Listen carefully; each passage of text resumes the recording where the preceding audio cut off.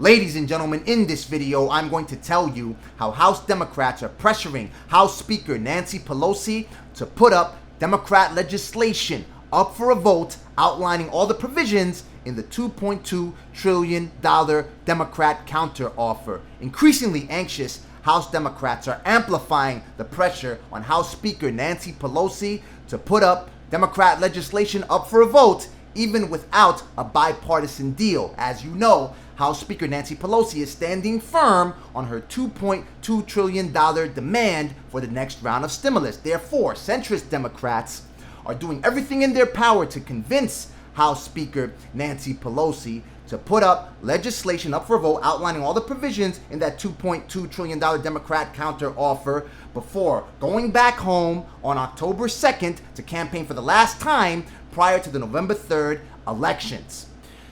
Congressman John Larson, representing Connecticut's 1st District, stated that members are very concerned that something must be done. The pressure is coming in various forms. One, moderate Democrats are threatening to side with Republicans with a Republican move to put up piecemeal legislation up for a vote, proposing that the federal government pay out more money to small businesses.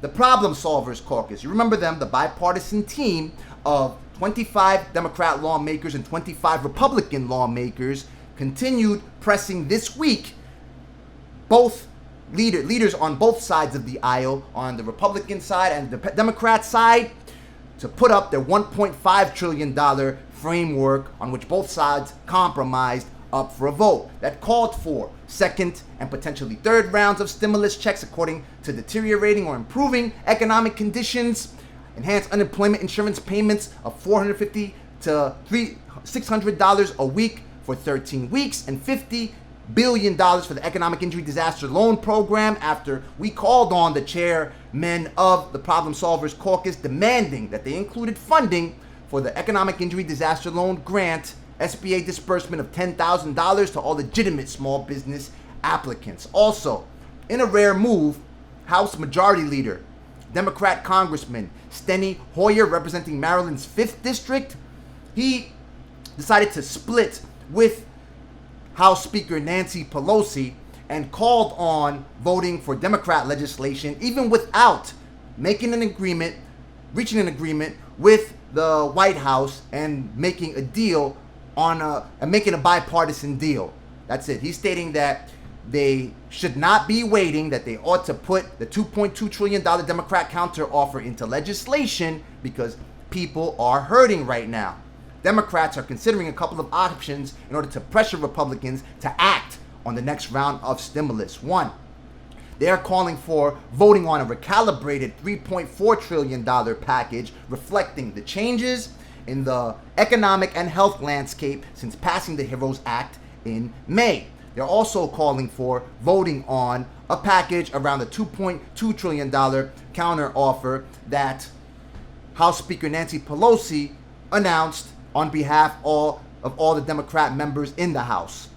They are also calling for holding the line, just as Speaker of the House Nancy Pelosi wants, until the White House resumes negotiations and they come back to the table in order to pass a comprehensive bipartisan deal.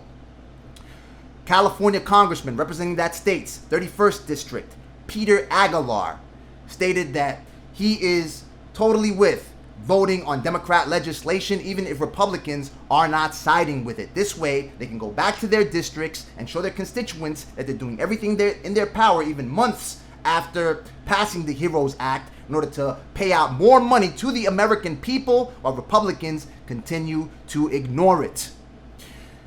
Michigan Congresswoman Debbie Dingell, representing that state's 12th District, stated in regards to voting on the next round of stimulus, yes, she believes that members feel very strongly about it. Democrat Congresswoman representing Florida's 27th District, Donna Shalala, stated that she is siding with Nancy Pelosi on this one, while still describing the problems and frustrations and devastation that Cruz businesses in the cruise and hotel industries are suffering in her Miami district. She's stating that she wants to hold out for a deal, and she's praying that she can go back to her district with a deal because the situation in her district gets grimmer and grimmer. She does not want to hypothesize on what it will look like if she goes back home without a deal. She stated that in Little Havana, in her district, unemployment is very serious and the sickness is very serious. New York Congresswoman representing that state's 14th district, Alexandria Ocasio-Cortez. The Bronx was probably one of the most hardest hit communities by the pandemic. She stated that as president, she accused GOP lawmakers and the Trump administration for deadlocking negotiations for the next round of stimulus. She stated that as long as President Donald Trump and Senate Majority Leader Mitch McConnell show utter disrespect and disregard for the hundreds of thousands of lives lost due to the pandemic, that it's going to be very hard to get them back to the table and close and make a deal on the next round of stimulus. She stated and contended that until the administration and GOP lawmakers in the Senate see public opinion polls sliding to the point where they risk losing the Senate majority, Republicans will do nothing. As you know, House Speaker Nancy Pelosi was successful in making a deal with the administration to fund the stopgap measure for the continuing resolution to ensure that the federal government stays open beyond September until the beginning of December. She argued that the reason that she was successful was because Democrats stay united, and she called for further unity. She also stated today publicly that Democrats will be unveiling the details of that $2.2 trillion counteroffer very soon. Keep in mind that funding for airlines, the funding that the federal government provided for airlines to keep their employees on payroll runs out at the end of September. Airlines have already warned that they will have to lay off and furlough tens of thousands of employees if the government does not provide more disaster relief funding.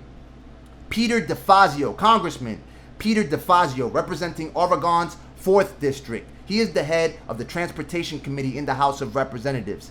He stated that he already has an agreement with his leadership and that funding for the airlines will be packaged in the comprehensive deal. Let me know what you think. Drop your comments in the comments section below. Watch this video right here for more stimulus, an economic injury disaster loan grant, and enhanced unemployment insurance payment coverage. Click the like button if you like the video. Click the subscribe button to stay on top of my findings. We report the truth. Mobilize like no one else will, and stop at nothing until each and every one of you is funded with all the monetary ammunition to save and feed your families, save your businesses, keep your employees on payroll, to ultimately save this country. May God bless you. May God bless the United States of America and everybody else on this planet. Talk soon.